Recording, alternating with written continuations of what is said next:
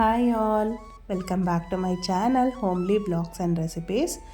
ಬೆಳಗ್ಗೆನೇ ಶುಕ್ರವಾರ ಪೂಜೆ ಏನೋ ಆಯಿತು, ಆದರೆ ತಿಂಡಿ ರೆಡಿ ಮಾಡೋದು ಸ್ವಲ್ಪ ತಡ ಆಯಿತು. ಅದಕ್ಕೋಸ್ಕರ ಕ್ವಿಕ್ಕಾಗಿ ಉಪ್ಪಿಟ್ಟು ಮಾಡಿಬಿಡೋಣ ಅಂತ ಹೇಳಿ ಉಪ್ಪಿಟ್ಟನ್ನ ಮಾಡಿದೆ. ಬಟ್ ನಮ್ಮ ಮನೆಯಲ್ಲಿ ಉಪ್ಪಿಟ್ಟನ್ನ ಅಷ್ಟೊಂದು ಇಷ್ಟಪಟ್ಕೊಂಡು ತಿನ್ನೋದಿಲ್ಲ ಯಾರೂ. ಅದಕ್ಕೆ ನಾನು ಸಬ್ಸಿಗೆ ಸೊಪ್ಪನ್ನು ಹಾಕಿ ಟೇಸ್ಟಿಯಾಗಿ ಮಾಡೋಣ ಅಂತ ಹೇಳಿ ಮಾಡಿದ್ದೆ. ತುಂಬ ಟೇಸ್ಟಿಯಾಗಿ ಆಗಿತ್ತು ಅಂತ ಹೇಳ್ಬೋದು. ಸಬ್ಸಿಗೆ ಸೊಪ್ಪು ಹಾಕೋದ್ರಿಂದ ತುಂಬ ಟೇಸ್ಟಿಯಾಗಿರುತ್ತೆ. ಮತ್ತು ನಾವು ನಮ್ಮ ಮನೆಯಲ್ಲಿ ಆ್ಯಕ್ವಾಗಾರ್ಡ್ನ ಹಾಕ್ಸ್ಕೋಬೇಕಿತ್ತು. ಆ್ಯಕ್ವಾಗಾರ್ಡ್ನ ನಾವು ಗುರುವಾರ ತೊಗೊಂಬಂದಿದ್ರು. ಅದನ್ನು ನಾವು ನೆಕ್ಸ್ಟ್ ಡೇ ಅಂದರೆ ಫ್ರೈಡೇ ಪೂಜೆ ಮಾಡಿ ಉಪಯೋಗಿಸ್ಕೊಳ್ಳೋಣ ಅಂತ ಹೇಳಿ ಫಸ್ಟು ಪೂಜೆ ಮಾಡಿಬಿಟ್ಟು ಆಮೇಲೆ ನಾವು ಇನ್ಸ್ಟಾಲ್ ಮಾಡಿಸಿದ್ವಿ. ಅಂದರೆ ನಮ್ಮ ಮನೆಗೆ ನಾವು ಯಾವುದೇ ವಸ್ತು ತೊಗೊಂಬಂದರೂ ಅದನ್ನು ಫಸ್ಟು ಪೂಜೆ ಮಾಡಿ ಆಮೇಲೆ ಉಪಯೋಗಿಸ್ಕೊಳ್ತೀವಿ ನಾವು. ಇದು ಬಂದು ಆ್ಯಕ್ವಾಗಾರ್ಡು. ಇದ್ರದ್ದು ಕೆಪಾಸಿಟಿ ಬಂದು 6.2 ಲೀಟರ್ಸ್ ಇದೆ. ನೀರು ಕೂಡ ಅಷ್ಟೇ ತುಂಬ ಟೇಸ್ಟಿಯಾಗಿ ಬರುತ್ತೆ ಇದರಲ್ಲಿ. ನಾನು ನೀರು ಟೇಸ್ಟಿಯಾಗಿರಲ್ಲ ಇದರಲ್ಲಿ ಅಂತ ಅಂದ್ಕೊಂಡಿದ್ದೆ, ಬಟ್ ನಿಜ ಹೇಳಬೇಕು ಅಂದರೆ ನೀರು ತುಂಬ ಟೇಸ್ಟಿಯಾಗಿ ಬರುತ್ತೆ. ಇಷ್ಟ ಆಯಿತು ನಮಗೆ ಅಂತ ಹೇಳ್ಬೋದು. ಇನ್ಸ್ಟಾಲೇಷನ್ನು ಅಷ್ಟೇ ತುಂಬ ಈಸಿಯಾಗಿ ಮಾಡಿಕೊಟ್ಬಿಟ್ರು ಅವರು. ಎಕ್ಸ್ಪ್ಲೈನ್ ಕೂಡ ಚೆನ್ನಾಗಿ ಮಾಡಿದ್ರು. ಇದಕ್ಕೆ TDS ಮೀಟರ್ ಕೂಡ ಫ್ರೀ ಬಂದಿದೆ. ನಿಮಗೂ ಯೂಸ್ಫುಲ್ ಆಗ್ಬೋದು ಅಂತ ಹೇಳಿ ನಾನು ಇದನ್ನು ಶೇರ್ ಮಾಡ್ಕೊಂಡಿದ್ದೀನಿ. ಮತ್ತು ಒಂದಷ್ಟು ವೆಜಿಟೇಬಲ್ಸ್ನ ತೊಗೊಂಬಂದಿದ್ರು. ಎಲ್ಲನೂ ಫಸ್ಟು ಎತ್ತಿಟ್ಕೊಂಬಿಡೋಣ ಅಂತ ಹೇಳಿ ಎತ್ತಿಟ್ಕೊಳ್ತಾ ಇದ್ದೆ. ಇತ್ತೀಚೆಗೆ ನಮ್ಮ ಮನೆಯಲ್ಲಿ ಕಾರ್ನ್ ಜಾಸ್ತಿ ಯೂಸ್ ಮಾಡ್ತಾಯಿದ್ದೀವಿ. ಅಂದರೆ ಕಾರ್ನ್ ರೈಸ್ ರೆಸಿಪಿ ನಾನು ಆಲ್ರೆಡಿ ಶೇರ್ ಮಾಡಿದ್ದೀನಿ. ಈ ಕಾರ್ನ್ಸ್ನ ನಾವು ಹಾಗೆ ಕುಕ್ ಮಾಡಿ ಬೇಯಿಸಿ ಕೊಟ್ಟರೆ ಮಕ್ಕಳಿಗೆ ಇಷ್ಟಪಟ್ಕೊಂಡು ತಿಂತಾರೆ ಅಂತ ಹೇಳ್ಬೋದು. ಕಾರ್ನ್ ಚಾಟ್ ಮಾಡ್ಬೋದು, ಅಥವಾ ಮಕ್ಕಳಿಗೆ ಬೇಯಿಸಿ ಅದಕ್ಕೆ ಉಪ್ಪು ಖಾರ ಎಲ್ಲ ಹಾಕ್ಕೊಟ್ರೆ ತುಂಬ ಇಷ್ಟಪಟ್ಕೊಂಡು ತಿಂತಾರೆ. ಮತ್ತು ನಾನು ಫ್ರೈಡ್ ರೈಸ್ ಮಾಡಿದಾಗ ಕಾರ್ನು ಕೂಡ ಯೂಸ್ ಮಾಡ್ತೀನಿ, ತುಂಬ ಚೆನ್ನಾಗಿರುತ್ತೆ ಅಂತ ಹೇಳ್ಬೋದು. ನಾನು ಫ್ರೈಡ್ ರೈಸ್ ಜಾಸ್ತಿ ಮಾಡ್ತಾಯಿರ್ತೀನಿ ನಮ್ಮ ಮನೇಲಿ. ಅದಕ್ಕೆ ನನಗೆ ಯಾವಾಗಲೂ ಕ್ಯಾಪ್ಸಿಕಮ್ ಮತ್ತು ಕ್ಯಾರೆಟು, ಬೀನ್ಸ್ ಅಥವಾ ಅದೆಲ್ಲ ಇರಲೇಬೇಕು. ಏನಾದರೂ ಒನ್ ಟೈಮ್ ಅಡುಗೆ ಮಾಡಬೇಕು ಅಂದರೆ ಕಾರ್ನ್ ರೈಸು ಅಥವಾ ಫ್ರೈಡ್ ರೈಸ್ನ ಮಾಡಿಕೊಡ್ತಾ ಇರ್ತೀನಿ ಮಕ್ಕಳಿಗೆ. ಅವರು ವೆಜಿಟೇಬಲ್ಸ್ನ ಕೂಡ ತಿಂದಂಗೆ ಆಗುತ್ತೆ ಅಂತ ಹೇಳಿ. ಮತ್ತು ನಾನಿಲ್ಲಿ ಒಂದು ರೆಸಿಪಿ ಕೂಡ ಶೇರ್ ಮಾಡ್ತಾಯಿದ್ದೀನಿ. ಒಂದು ಜಾರಲ್ಲಿ ಒಂದು ಸ್ವಲ್ಪ ಕಾಯಿ ತುರಿ, ಒಂದು ಅರ್ಧ ಮುಕ್ಕಾಲು ಈರುಳ್ಳಿ ಹಾಕ್ಕೊಂಡಿದ್ದೀನಿ, ಮತ್ತು ಒಂದು ಸ್ವಲ್ಪ ಬೆಳ್ಳುಳ್ಳಿ ಮತ್ತು 1 ಟೇಬಲ್ ಸ್ಪೂನಷ್ಟು ಜೀರಿಗೆನ ಹಾಕ್ಕೊಂಡು ಫೈನ್ ಪೇಸ್ಟ್ ಮಾಡ್ಕೊಳ್ಬೇಕಾಗತ್ತೆ. ಈಗ ಒಂದು ಕುಕ್ಕರಲ್ಲಿ 3ರಿಂದ 4 ಟೇಬಲ್ ಸ್ಪೂನಷ್ಟು ಆಯಿಲ್ನ ಹಾಕಿದ್ದೀನಿ. ಸಾಸಿವೆ, ಕಡಲೆಬೇಳೆ, ಉದ್ದಿನಬೇಳೆನ ಒಗ್ಗರಣೆ ಮಾಡ್ಕೊಳ್ತಾ ಇದ್ದೀನಿ.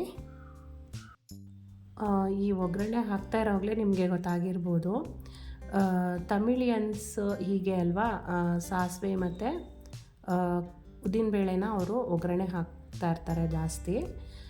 ನಾನು ಈ ರೆಸಿಪಿನ ನಮ್ಮ ತಮಿಳಿಯನ್ ನೇಬರ್ ಒಬ್ಬರಿದ್ದರು. ನನ್ನ ದೊಡ್ಡ ಮಗ ತುಂಬ ಚಿಕ್ಕ ಪಾಪು ಇದ್ದಾಗ ಒಂದು ಮನೇಲಿದ್ವಿ ನಾವು. ಒಂದು 1.5 ಇಯರ್ಸ್ ಇದ್ವಿ ಅಷ್ಟೇ. ಅವ್ರ ಹತ್ರ ನಾನು ಈ ರೆಸಿಪಿನ ಕಲ್ತಿದ್ದು. ಅವರು ತುಂಬ ಒಳ್ಳೆ ನೇಬರ್ ಅಂತ ಹೇಳ್ಬೋದು. ನಮ್ಮ ಪಾಪು ಕಂಡ್ರೆ ತುಂಬ ಇಷ್ಟ ಅವ್ರಿಗೆ. ಅವ್ರ ಮನೇಲೇ ಜಾಸ್ತಿ ಇರ್ತಿದ್ದ ಅವನು. ಅವ್ರ ಹತ್ರ ಕಲ್ತಿರೋಂಥ ರೆಸಿಪಿನ ಇಲ್ಲಿ ನಾನು ಶೇರ್ ಮಾಡ್ತಾಯಿದ್ದೀನಿ. ಈಗ ಮತ್ತು ಈರುಳ್ಳಿ ಹಾಕಿದ್ದೀನಿ. ಈರುಳ್ಳಿ, ಒಣಮೆಣ್ಸಿನ್ಕಾಯಿ ಮತ್ತು ಕರಿಬೇವು ಇಷ್ಟನ್ನು ಒಗ್ಗರಣೆ ಮಾಡ್ಕೊಳ್ತಾ ಇದ್ದೀನಿ. 2 ಹುಳಿ ಟೊಮೆಟೊನ ಆ್ಯಡ್ ಮಾಡ್ಕೊಳ್ತಾ ಇದ್ದೀನಿ. ಹುಳಿ ಟೊಮೆಟೊ ಯೂಸ್ ಮಾಡಿದ್ರೆ ತುಂಬ ಚೆನ್ನಾಗಿರುತ್ತೆ. ಅವರು ನಮ್ಮ ನೇಬರ್ ಇದ್ದರು ಅಂತ ಹೇಳಿದ್ನಲ್ವ, ಅವರು ಎಲ್ಲ ಅಡುಗೆಗೂ ಸಣ್ಣ ಈರುಳ್ಳಿನ ಉಪಯೋಗಿಸ್ಕೊಳ್ತಾಯಿದ್ರು. ಅವರು ತುಂಬ ಚೆನ್ನಾಗಿ ಮಾಡ್ತಾಯಿದ್ರು ಎಲ್ಲ ರೆಸಿಪೀಸ್, ಅಂದರೆ ಎಲ್ಲ ಅಡುಗೆಗಳನ್ನು ತುಂಬ ಚೆನ್ನಾಗಿ ಮಾಡ್ತಾಯಿದ್ರು. ಅವ್ರನ್ನ ತುಂಬ ನೆನೆಸ್ಕೊಳ್ತಾ ಇದ್ದೆ ನಾನೀಗ. ಈಗ ಒಗ್ಗರಣೆ ಎಲ್ಲ ಆಗಿದೆ. ಅವರೆಕಾಳನ್ನು ಹಾಕಿ ಫ್ರೈ ಮಾಡ್ಕೊಳ್ಬೇಕಾಗತ್ತೆ. ಟೊಮೆಟೊ ಎಲ್ಲ ಚೆನ್ನಾಗಿ ಸಾಫ್ಟ್ ಆದಮೇಲೆ ನಾವು ಅವರೆಕಾಳನ್ನು ಆ್ಯಡ್ ಮಾಡ್ಕೊಳ್ಬೇಕಾಗತ್ತೆ.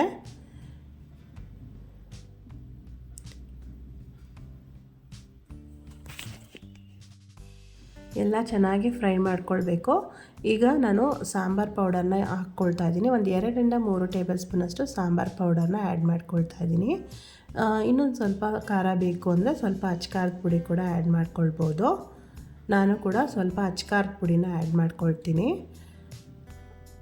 ಅವರು ಈ ಅವರೆಕಾಯಲ್ಲಿ ಈ ಥರ ಸ್ಟೈಲಲ್ಲಿ ತುಂಬ ಗಟ್ಟಿಯಾಗಿ ಮಾಡ್ತಾಯಿದ್ರು ಸಾಂಬಾರನ್ನ. ತುಂಬ ಚೆನ್ನಾಗಿ ಮಾಡ್ತಾಯಿದ್ರು ಅಂತ ಹೇಳ್ಬೋದು. ಎಲ್ಲ ಚೆನ್ನಾಗಿ ಫ್ರೈ ಮಾಡ್ಕೊಂಡಿದ್ದಾಗಿದೆ. ಈಗ ನಾವು ಗ್ರೈಂಡ್ ಮಾಡ್ಕೊಂಡಿದ್ವಲ್ವ, ಸ್ವಲ್ಪ ಕಾಯಿ, ಈರುಳ್ಳಿ,